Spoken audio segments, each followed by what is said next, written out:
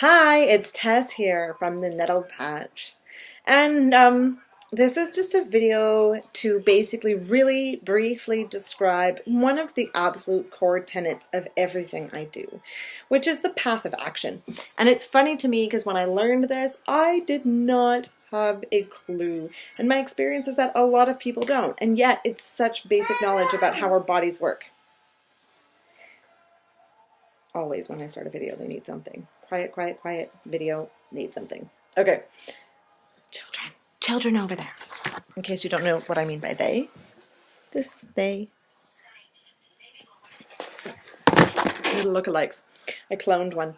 Anyway, the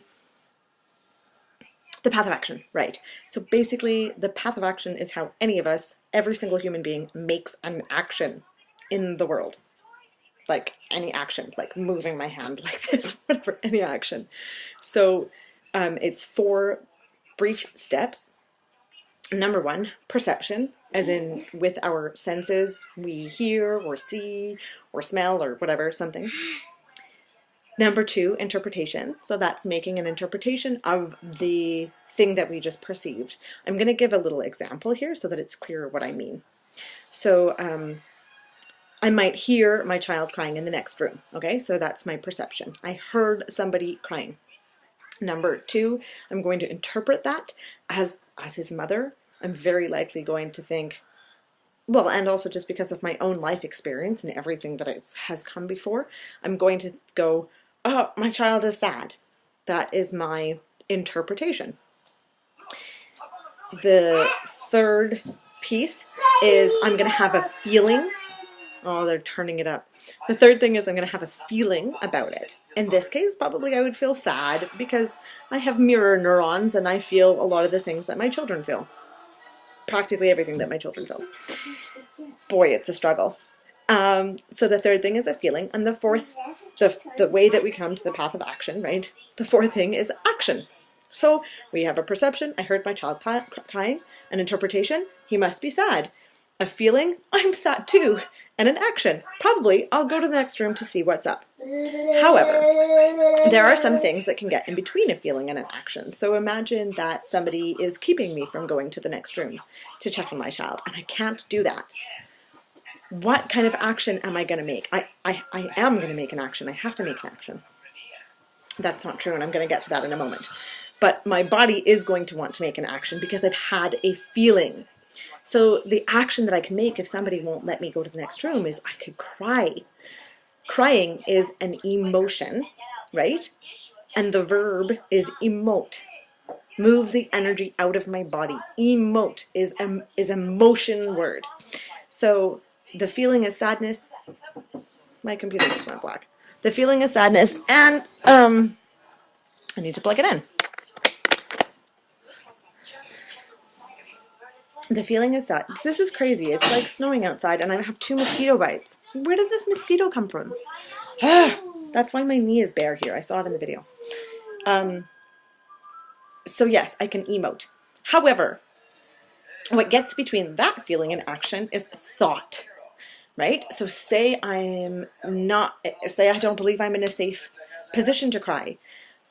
Or I'm on the bus and I'm not in the bus if my child's in the next room, but whatever, all the things that get in the way of a feeling moving out of our body, that's thought, right? I can't cry on the bus, or it's not safe to cry right now, or whatever it is, we can actually stop that emotion in its tracks and hold on to that feeling until it's safe to let go of it, or until we believe it's safe to let go of it.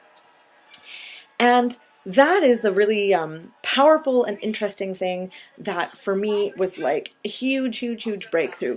Because if we don't let that feeling out of our bodies by emoting it, then we actually will hold it in the tissue of our body until we let it go.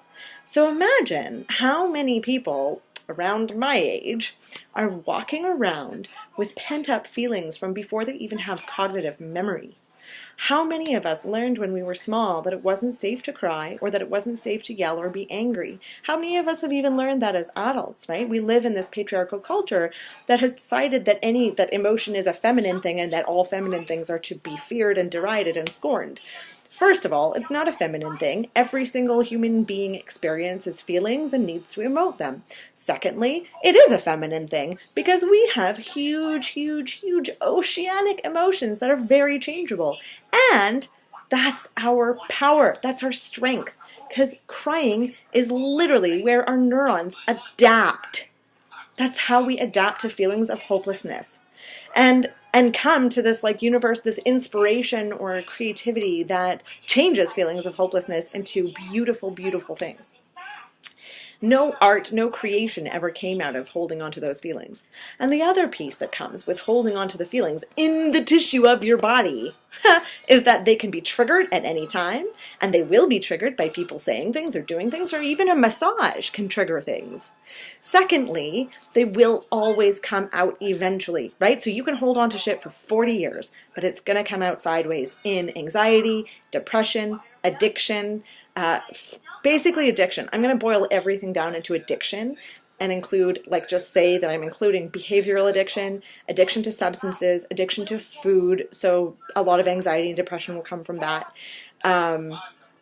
Addiction to love or sex, never feeling enough, like, is a piece of not loving ourselves, right? And if you don't love yourself, you're going to be trying to fill things from the outside all the time. So anyway, in brief, not as brief as I meant it to be, but in brief, that's the path of action and the importance of moving feelings out of your body. So I'd like to just say, let yourselves cry, let yourselves yell, and whatever, move all those things out. And I know it's not as easy as all that. We have been taught for so long that crying is a weakness, when in fact it's a strength. And again, literally, where we see hormones balancing, neurons changing and adapting, for crying out loud, to vilify the act of crying is seriously to vilify humanity as a whole, or the adaptation of humanity. Like, how messed is that? So I don't want to go into it too much, because I could go on forever. But the path of action. There you go. So thanks for watching, and remember, if you like videos, if you like me, if you like these videos, or if you're interested in more like this, hit subscribe if you're on YouTube, or hit the like button if you're on Facebook. See you in the next video.